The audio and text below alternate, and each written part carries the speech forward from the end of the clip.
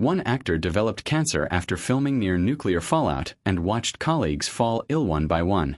Another production left its star dead only weeks after the cameras stopped rolling. Stunt performers were killed during filming, their deaths quietly minimized so the show could go on. A legendary leading man suffered a fatal heart attack days after completing his final scene. And a celebrated actor's attempt at directing became such a nightmare that he never tried it again. These classic westerns didn't just entertain audiences, they left real human devastation behind them. In 1923, director James Cruise set out to create an epic frontier drama with The Covered Wagon. Determined to achieve authenticity, he took cast and crew into the deserts of Nevada and Utah with real wagons, real livestock, and real environmental hazards. Thousands of people lived in tents for months under extreme heat that often exceeded 100 degrees. Medical facilities were virtually non-existent, and injuries were treated with whatever supplies happened to be on hand. When the story required a river crossing, crews sent wagons directly into a fast-moving current with actors still inside. Several overturned. Performers and animals were thrown into the freezing water. Reports circulated that at least one stuntman was swept away and never found, though the studio denied any fatalities. Illness, heatstroke, and infections plagued the production, yet filming continued because shutting down would have been too costly. The movie became a massive success and helped define the Western epic, but the suffering behind it faded from public memory. Decades later, another massive production pushed danger to new extremes. The sprawling saga How the West Was Won used thousands of extras, real animals, and hazardous stunts to depict decades of frontier history. During one sequence involving a moving train, stuntman Bob Morgan was supposed to fall safely between cars.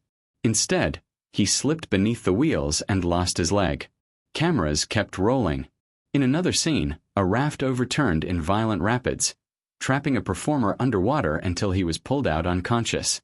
The Buffalo Stampede sequence was equally perilous, with riders navigating through hundreds of animals. Several were thrown and injured. Actress Debbie Reynolds later described genuine terror during her own river scene, believing she might drown as cameras captured her panic. The film became a box office triumph and won multiple awards, but the physical toll on those involved was rarely discussed. Earlier wartime drama They Died with Their Boots On, starring Errol Flynn, proved even more lethal. Cavalry charge scenes required riders to gallop at full speed across rough terrain. One stuntman was thrown and trampled, dying on set. Another broke his neck in a similar fall days later. A third was crushed during a chaotic battle sequence involving hundreds of extras. Production paused briefly, then resumed. Flynn reportedly took the deaths hard, drinking heavily as morale collapsed. Yet the film went on to commercial success, its casualties largely forgotten outside industry circles. Not all damage was physical. In 1960, John Wayne poured his personal fortune into directing and starring in the historical epic The Alamo. He built enormous sets, hired thousands of extras, and insisted on large-scale practical effects. Costs spiraled out of control, forcing him to mortgage property and secure risky loans.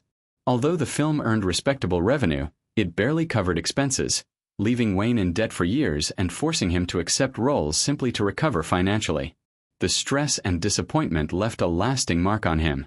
Another production became infamous for tragedy off the set.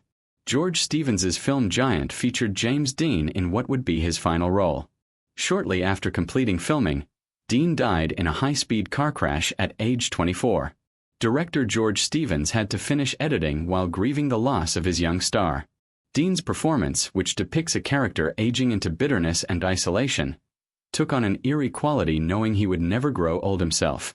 The film became a major success, propelled in part by the public's fascination with his untimely death. Technological ambition also carried consequences. The Big Trail introduced a young John Wayne in his first leading role, filmed in an experimental widescreen format that required special projection equipment. Most theaters couldn't show it properly, and the expensive production failed at the box office. Wayne's career stalled for nearly a decade, forcing him to work in low-budget films before finally achieving stardom years later. Creative battles could be just as destructive. Director Sam Peckinpah's Pat Garrett and Billy the Kid descended into chaos as conflicts with the studio led to heavy re-editing against his wishes. The released version was critically savaged, and Peckinpah never fully recovered professionally or personally, turning increasingly to alcohol as his career declined. Perhaps the most notorious disaster was One-Eyed Jacks, the only film directed by Marlon Brando.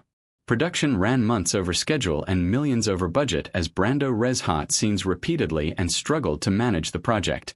The studio eventually took control of editing, releasing a compromised version that underperformed financially. Disillusioned, Brando never directed another feature. Then there was Heaven's Gate, a massive production granted unprecedented creative freedom.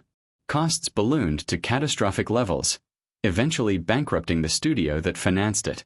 Careers were damaged across the board, and the industry responded by tightening control over directors' authority for decades. In 1960, the drama The Misfits became the final completed film for Marilyn Monroe and the last for Clark Gable. Filming in the Nevada desert during extreme heat proved grueling, particularly for Gable, who insisted on performing physically demanding scenes despite his age. 12 days after filming ended, he suffered a massive heart attack and died soon after. Monroe, already struggling with addiction and emotional distress, deteriorated further in the months that followed. The film, meant to revitalize careers, instead became a somber farewell. The most chilling case involved the 1956 film The Conqueror, also starring John Wayne. It was shot in Utah near a site where nuclear weapons had recently been tested. Cast and crew spent weeks breathing dust contaminated with radioactive fallout, unaware of the danger. Over the following decades, an unusually high number developed cancer, including Wayne himself as well as co-stars Susan Hayward and Agnes Moorehead. Dozens of deaths were eventually linked by observers to the exposure, though no official acknowledgement was ever made. Producer Howard Hughes reportedly became so disturbed that he bought up prints of the film and kept them locked away. Hollywood has always thrived on spectacle, especially in the Western genre, where danger and authenticity were prized. But behind the sweeping landscapes and heroic narratives were real people enduring extreme risks, financial ruin, emotional collapse, and in some cases, fatal consequences. The films became classics, replayed for generations, while the human cost was largely erased from popular memory. What audiences saw as thrilling adventure was, for many of the people who made those movies possible, a story of sacrifice that extended far beyond the screen. If you love the scandals, rivalries, and secrets behind Hollywood's biggest legends, subscribe to Hollywood Feuds.